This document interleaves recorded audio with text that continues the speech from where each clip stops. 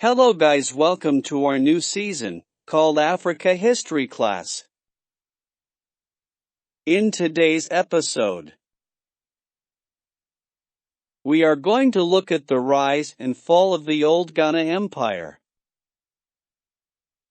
Please, if you are new to this channel, don't forget to press the subscribe button, like, comment and share.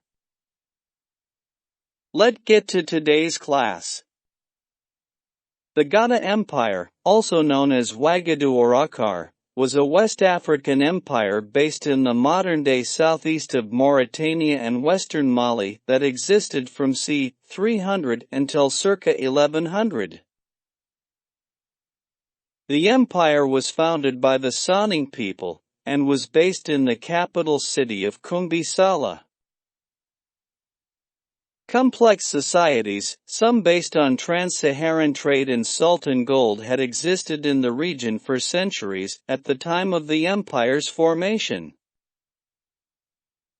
The introduction of the camel to the Western Sahara in the 3rd century AD served as a major catalyst for the transformative social changes that resulted in the empire's formation.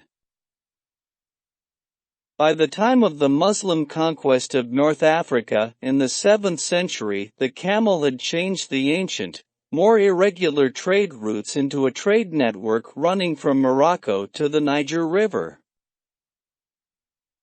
The Ghana Empire grew rich from this increased trans-Saharan trade in gold and slaves and salt, allowing for larger urban centers to develop. The traffic furthermore encouraged territorial expansion to gain control over the different trade routes. The name Ghana most probably derives from a local title meaning king. Their first king, Dinga Sise. Dinga Sise was the most famous ruler of the Ghana Empire. Dinga Sise became famous in ancient Ghana because he managed to unite the Saning people. Tunkamainen, 1010–1078, was a ruler of the Ghana Empire who reigned from 1062 to 1076 CE, preceded by Ghana Bassi. Mainen was the last ruler of the Ghana Empire before the Almoravid conquest. Remember, we said the empire was founded by the Saning people. The Saning people are a West African Mande-speaking ethnic group found in Mali, Fouta Djallon, southern Mauritania, eastern Senegal, Guinea, and the Gambia.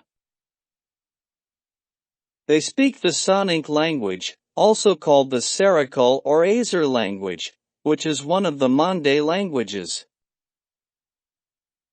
Saning people were the founders of the ancient empire of Ghana or Wagadu c. 300 to 1240 CE. Subgroups of Saning include the Maraka and Wangara.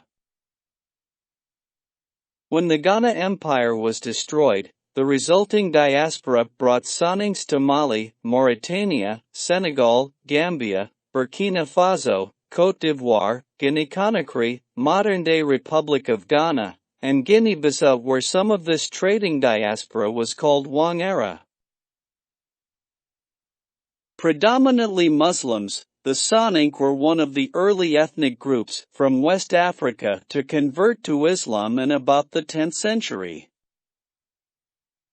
The contemporary population of Saning people is estimated to be over 2 million. The cultural practices of Saning people are similar to the Mande peoples, and those of the Amerindian of Mauritania. They include traditional Islamic rites of marriage, circumcision, and have social stratification. Most of the Saning people are found in the valley of the upper Senegal River and along the Mali-Senegal-Mauritania border between Nara and Nioro du Sahel. Migrations under French colonial rule led many Saning to build communities in Dakar, other cities in Africa and in France. Saning community were the early settlers in France, Their community is found in Paris and in southern French cities, and their language is the primary dialect spoken among many Muslim communities of France. There are also many Soninke living in cities throughout Central Africa, a population that includes new migrants as well as descendants of migration dating back to the 1800s, such as the Laptots who represented French mercantile and colonial interests in the region. Trade in the Ghana Empire was facilitated by the abundance of iron, copper, gold, and ivory and easy access to the Niger and Senegal rivers and their tributaries. Kumbi Sala, the capital, grew immensely rich, building up stockpiles of the gold nuggets only they were permitted to possess. Consequently, the reputation of Ghana spread to North Africa and Europe, where it was described as a fabulous land of gold. The Sudan region of West Africa, not to be confused with the modern state of that name, where the Ghana Empire would develop, had been inhabited since the Neolithic period, as is evidenced by Iron Age tumuli, megaliths, and remains of abandoned villages. The Niger River regularly flooded parts of this dry grassland and savanna, which provided fertile land for agriculture beginning at least 3,500 years ago, an endeavor greatly helped by the region's adequate annual rainfall. Cereals such as redskin African rice and millet were grown with success, as were pulses, tuber and root crops, oil and fiber plants, and fruits. Fishing and the herding of cattle and goats were other important sources of food.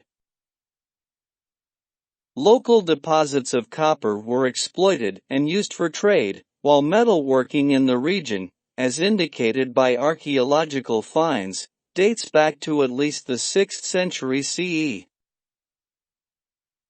There have been many finds, too, of fine pottery, some of which was traded across the region, as indicated by chemical analysis of the clay. Similarly, gold was probably locally mined or panned and then traded along the numerous waterways of the region, but concrete evidence from this early period is lacking.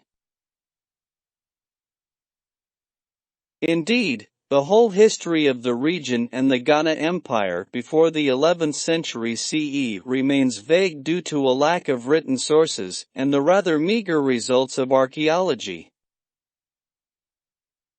However, the latter has increased dramatically in the 21st century CE, and both the antiquity and extent of West African trade, in particular, are now considered to have been greater than previously thought.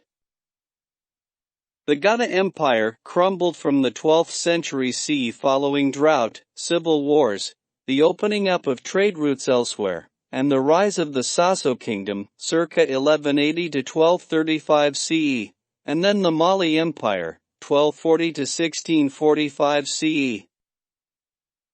That ends today's episode. In our next episodes, we are going to look at a tribe believed to have come from the Ghana Empire, the Akan tribe.